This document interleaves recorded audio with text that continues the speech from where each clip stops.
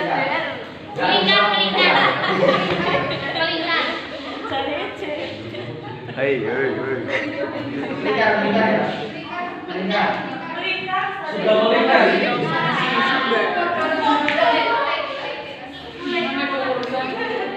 Kamu satu akan melingkar kelompok 1. Ini loh.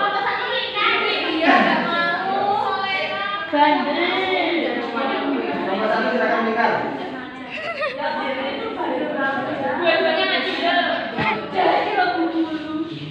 Ya, silakan berhitung dari Widya. Berhitung. Berhitung 1, 2,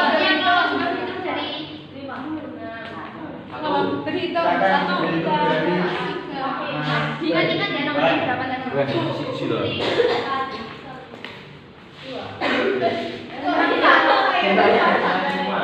6.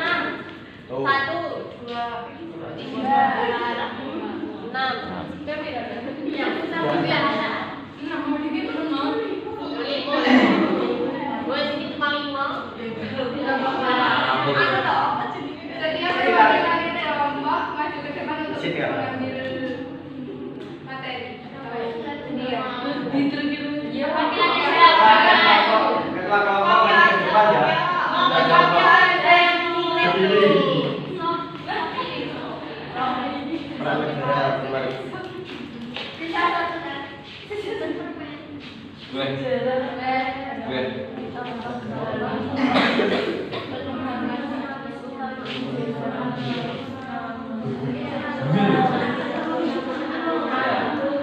Ada yang memegang jarak?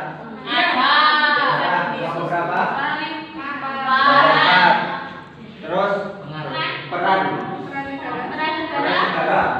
Kelompok 2. Terus pentingnya.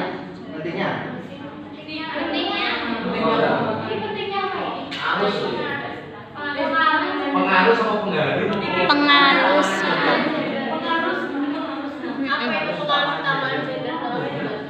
Ya, nanti. Terus contoh Kosong. Dibuka. dibuka. Sebaliknya. Apa? Nakal. Oke, dari kita ya, kita memberi waktu 5 menit ya untuk teman-teman diskusi. Makanya teman-teman itu mencari tahu. Tapi nggak boleh pakai HP.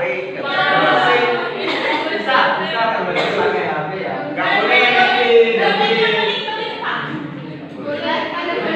Bagi saya Silakan kalian mencari tahu mulai dari sejarah peran negara dalam menegakkan keadilan gender, terus pentingnya pengaruh utama gender dan contoh dari pengaruh sama gender di dalam pendidikan itu sendiri.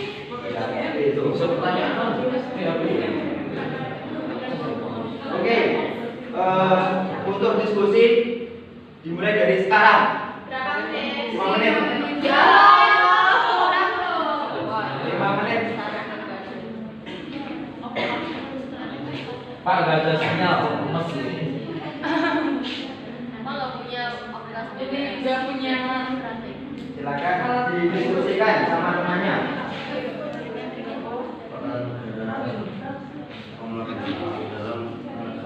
Pengaruh sama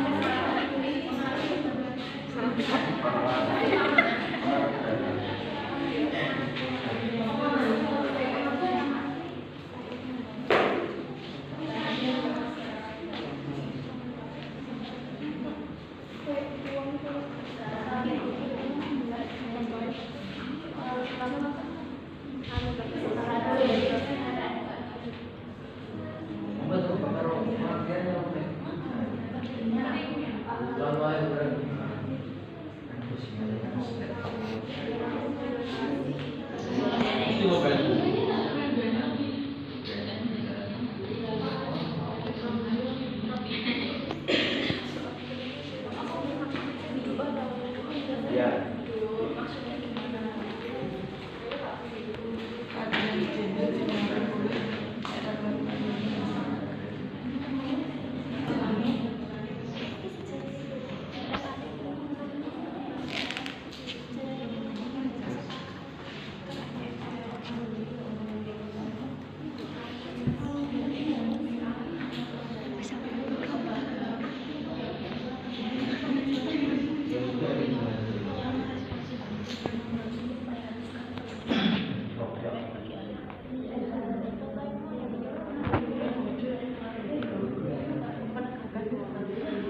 Undang-Undang tentang Perlindungan Perempuan.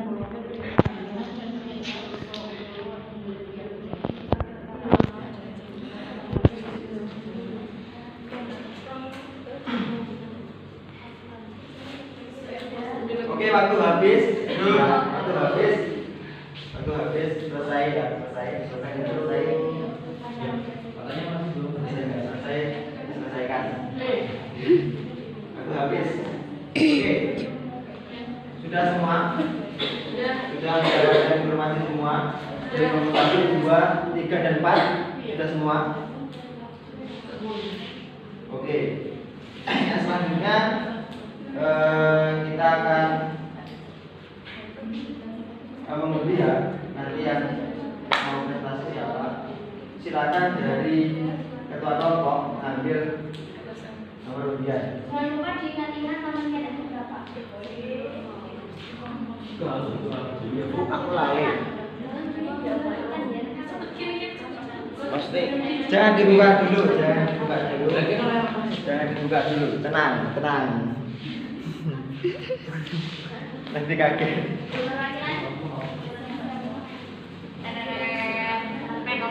Jangan dibuka dulu.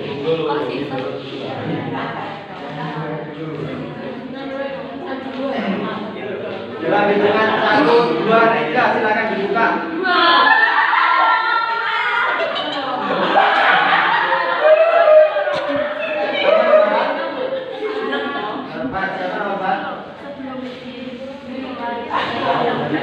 Nomor berapa?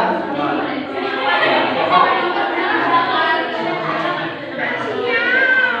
3, nomor berapa?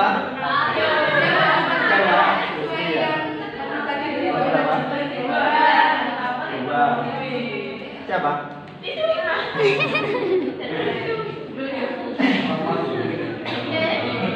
Jadi untuk presentasi ya, untuk presentasi sesuai dengan urutan ya, sesuai dengan urutan. Jadi yang pertama, urutan pertama mengenai sejarah. Ya, ingat-ingat. Yang pertama mengenai sejarah pengaruh sama gender di Indonesia. Yang kedua mengenai peran negara dalam menegakkan keadilan gender. Nah, yang ketiga ya, pentingnya pengaruh sama gender. Yang keempat contoh ya, contoh pengaruh sama gender. Sebelum kita presentasi ya, teman-teman presentasi silakan mengatas semangat dulu. Kita berdiri dulu. Bang, Ya, kita berdiri dulu. sekali olahraga sambil berdiri, Pak. Kita berdiri dulu semuanya, yuk. Ayo anak-anak. Ngobrol nih.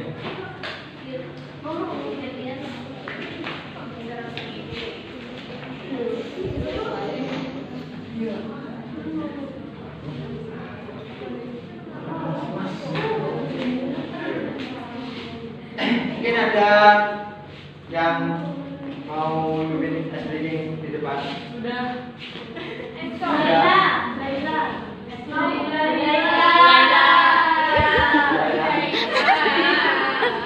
Apa biar inspirasi?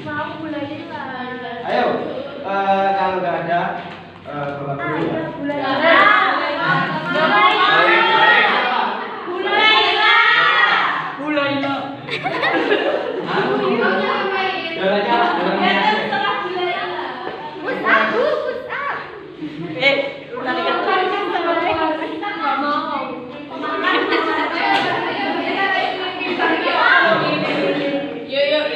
Senam jari, Bu.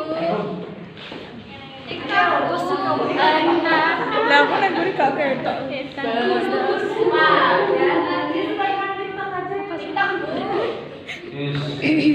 Di sini Pak,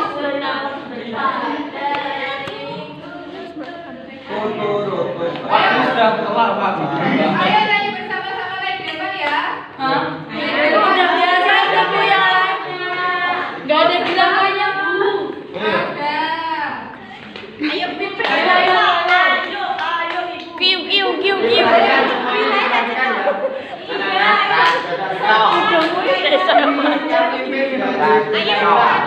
Pak, mohon. Mulai Ayo, ayo. Ini goyang kiri, Bu. Silakan diperhatikan instruksi dari Bu Leila.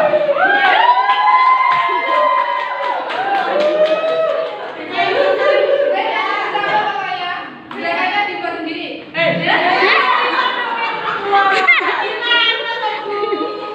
Iya biar bervariasi. Gak kompak Ayo. Gak apa-apa. Nanti ada yang Baca, baca. Ayo 1, 2, 3.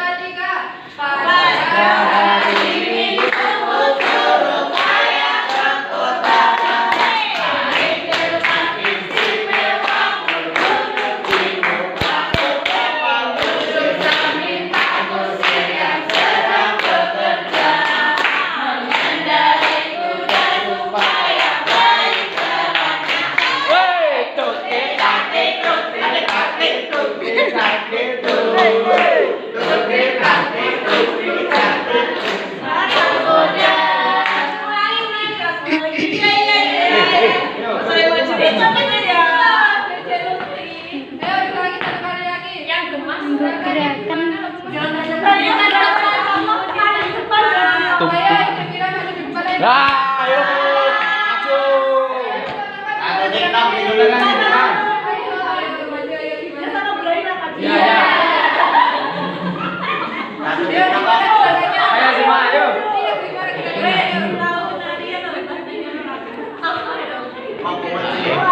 Istimewa di muka. Iya, ayo dibantu.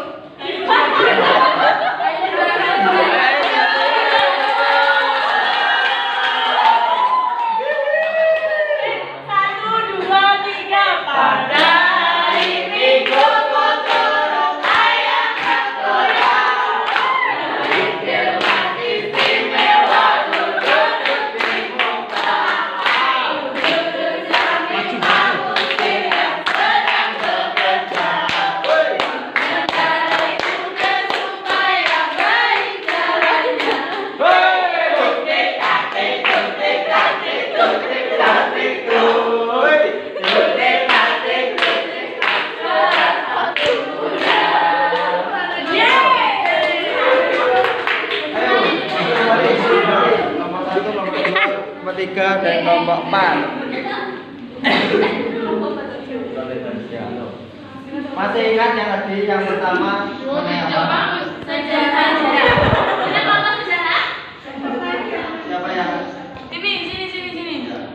Diperkenalkan dulu siapa namanya.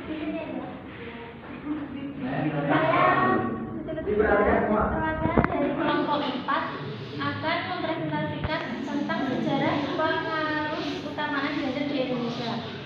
Ya, jadi sebelumnya yang dimaksud dengan pengaruh utamaan itu adalah pengaruh utamaan gender adalah strategi yang dilakukan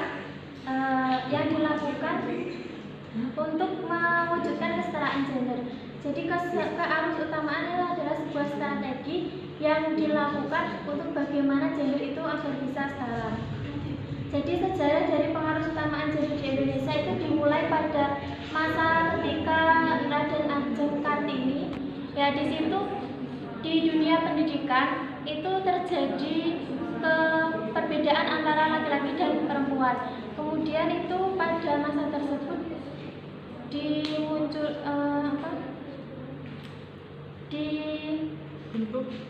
dibentuk sebuah komisi yang disebut dengan Kongres Perempuan.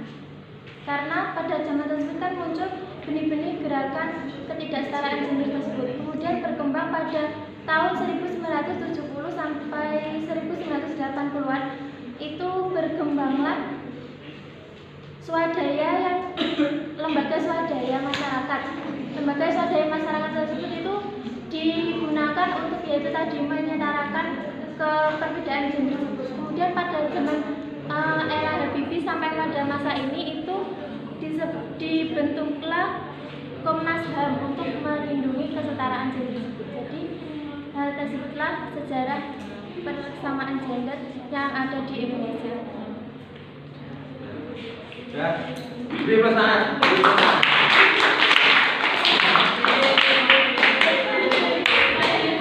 Dari kelompok Ya. Silakan berdiri. bukan nama dan kelompok berapa?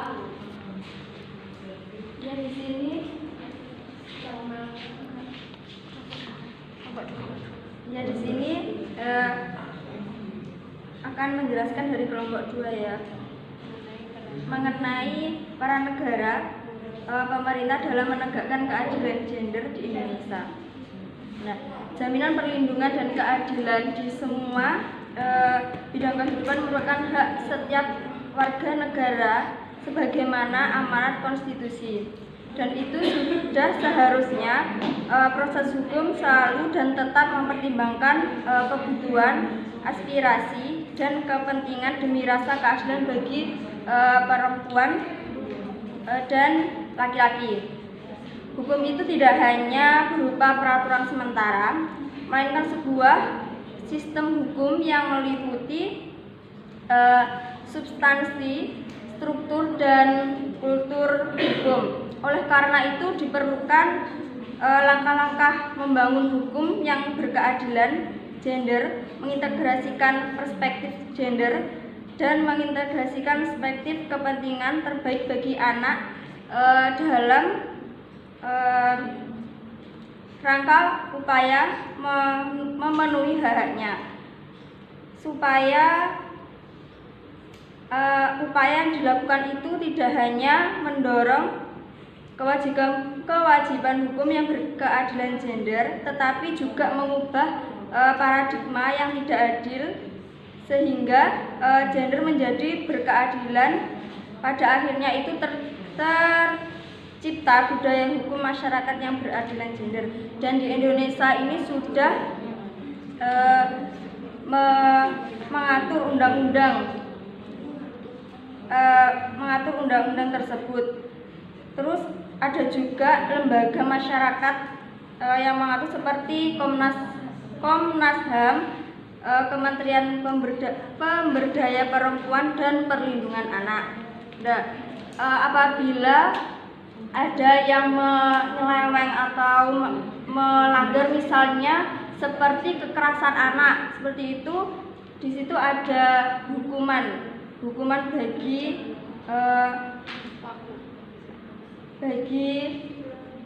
yang melakukan pelanggaran. Berarti korban. Oke. Bebas semuanya. Untuk yang ketiga, ya tentunya sama gender.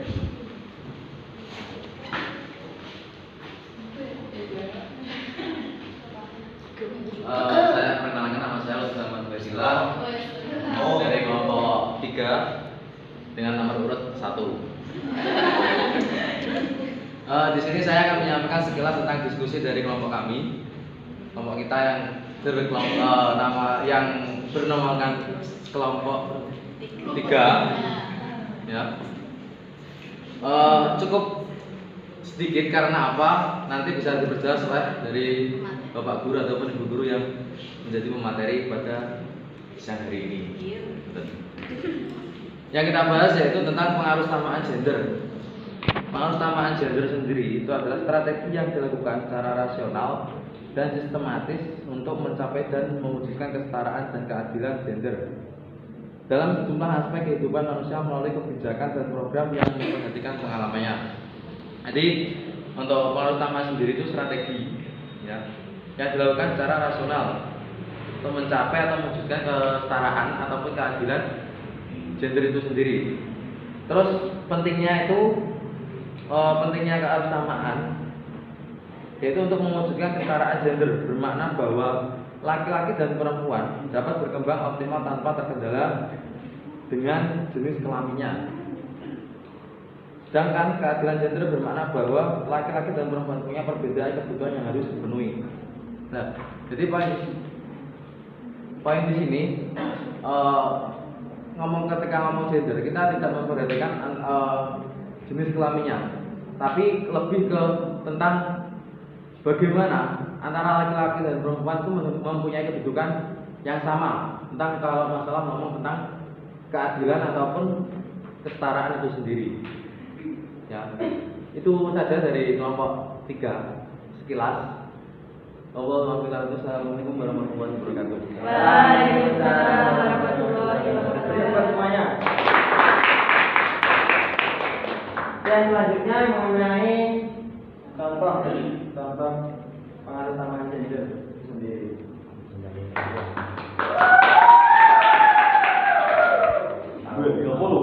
Wakil dari kelompok 4, saya Diana Jayati akan menyampaikan contoh-contoh dari pengaruh samaan gender. Nah, supaya sumber daya manusia haknya sesuai dengan porsi antara laki-laki dan perempuan. Adapun contohnya dalam bidang perikanan, yaitu laki-laki bisa menjadi nelayan dan perempuan yang mengolah ikan. Kemudian dalam bidang pendidikan, perempuan menjadi kepala sekolah dan laki-laki menjadi staf ataupun guru. Dan yang ketiga yaitu dalam bidang pertanian, laki-laki yang menanam dan perempuan yang mencabut. Mungkin cukup sekian. Maaf. Dan dalam bidang pertanian, laki-laki yang mencabul, kemudian perempuan yang menanam. Ya, beri tepuk tangan buat kita semua. Langsung ya, ini sudah presentasi semua ya. Ya. Menurut kalian pengaruh samaan gender itu penting atau tidak? Penting. Mengapa? Ya.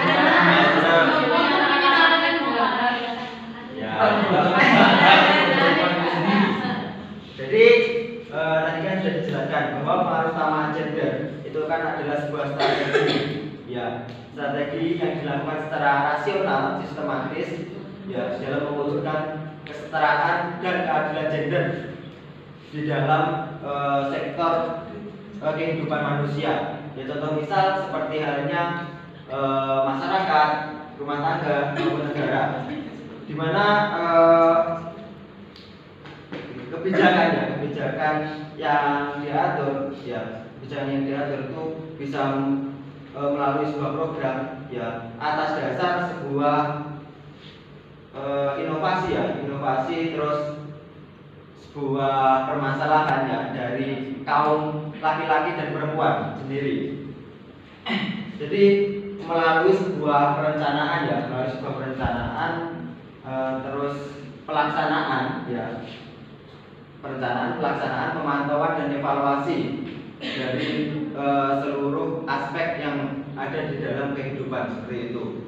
Jadi mengenai sejarah ya teman-teman, anak-anak ya, mengenai sejarah tentunya pengaruh utama gender itu sudah diatur di dalam ranah internasional ya, ranah internasional pada tahun 1975 ya, 1975 itu diadakan sebuah konferensi satu ya dunia di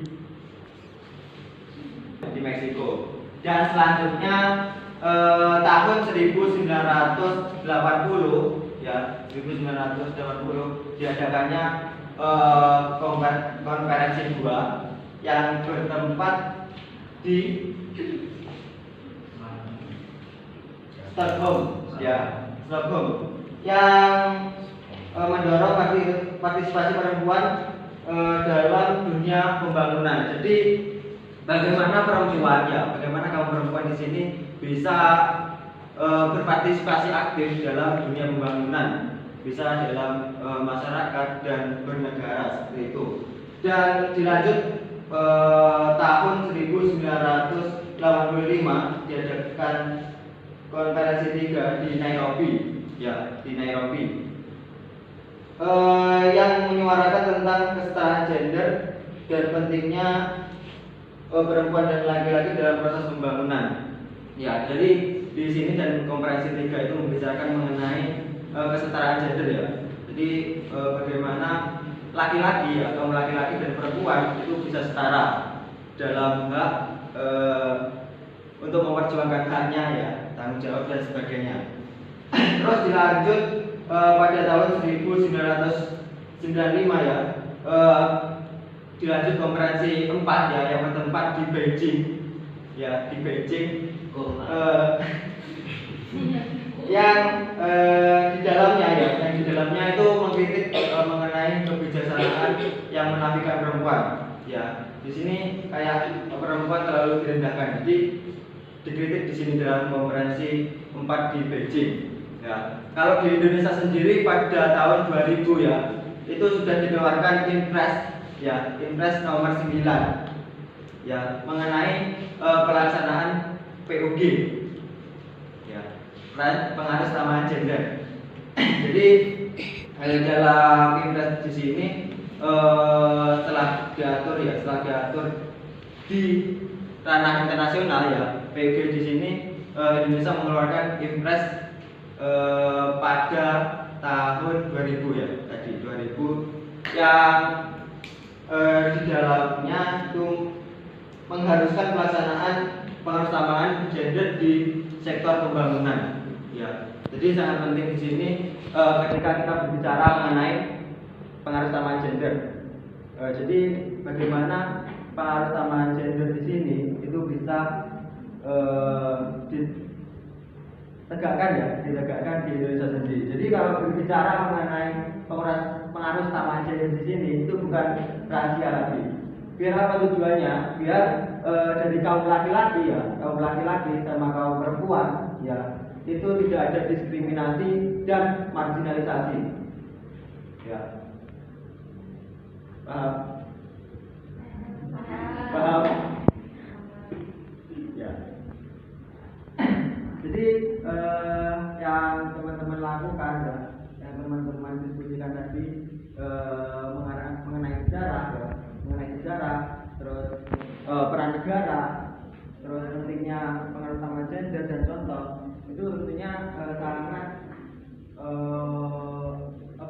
membuat kita itu lebih tahu apa sih dari pengaruh utama gender tersebut. Ya, di sini semoga ilmu kita lebih bertambah ketika kita berbicara mengenai gender tersebut.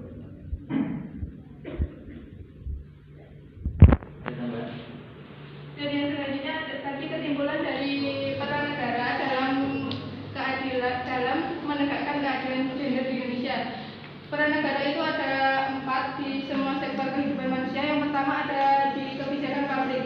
Jadi pemerintah itu membuat undang-undang untuk mengatur atau menyetarakan keadilan bagi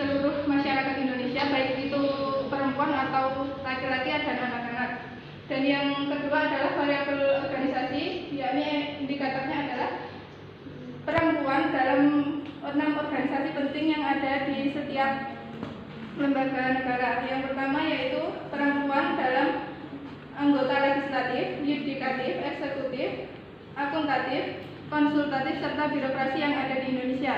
Lalu yang ketiga, variabel pendidikan. Jadi yang ada di pendidikan ini indikatornya adalah kurikulum. Jadi kurikulum itu disesuaikan dengan pendidikan kebutuhan yang untuk perempuan atau untuk laki-laki dan disetarakan kebutuhan tersebut. Lalu yang keempat adalah variabel mekanisme. Maksudnya di sini mekanisme yaitu keberadaan lembaga inti penyelenggaraan pengaruh utamaan gender. Jadi lembaga pengaruh utamaan gender di Indonesia yaitu Kementerian Negara dan Pemberdayaan Perempuan. Jadi kementerian ini mengatur dan mengawasi keadilan gender yang harus ditegakkan di Indonesia. Ya, untuk melihat dari keutamaan gender sendiri itu dimana suatu strategi pembangunan yang mengedepankan masyarakat dari perempuan, dari pihak perempuannya. Nah, untuk mensetarakan dan memberikan keadilan gender sendiri. Nah, untuk seperti tadi dari kelompok 3 tadi yaitu pentingnya keutamaan gender. Nah, untuk pentingnya dari keutamaan gender itu kan pasti dari setiap ranah laki-laki dan perempuan atau ranah dari pekerjaan itu kita harus memberi perempuan itu punya hak juga atas kesetaraan dan keadilannya. Untuk dari contoh keutamaan itu di setiap kementerian itu mempunyai peraturan tentang keutamaan gender sendiri. Contoh saja yang baru saya baca kemarin itu yaitu keutamaan di dinas pembangunan serta Kementerian Perikanan dan Kelautan, di mana dalam program dari Kementerian Perikanan dan Kelautan sendiri itu di mana di sektor pantai itu lebih dominan yang bekerja itu adalah laki-laki, karena yang nelayan itu pastinya lebih ke laki-laki. Nah, di mana peran menteri itu bagaimana seorang perempuan itu tidak hanya mengedepankan bahwa hanya di dapur dan hanya menerima apa yang diberikan dari laki-laki. Nah, itu peran dari kementerian itu untuk memberikan kerajinan seperti hanya mengolah apa yang didapat dari laki-laki tersebut atau yang dari nelayan. Dan untuk pertanyaannya, jangan lupa teman-teman dan anak-anak itu belajar mengenai gender ya, mengenai gender, konsep gender dan sebagainya. Tentunya kalau bicara mengenai gender itu sangat penting. Ya, itu. Ya mungkin cukup itu pembelajaran pada hari ini. Ya, cukup ya. Silakan dari ketua kelas untuk memimpin doa.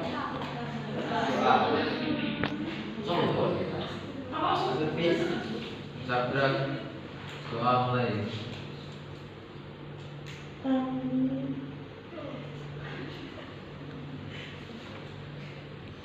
Selesai.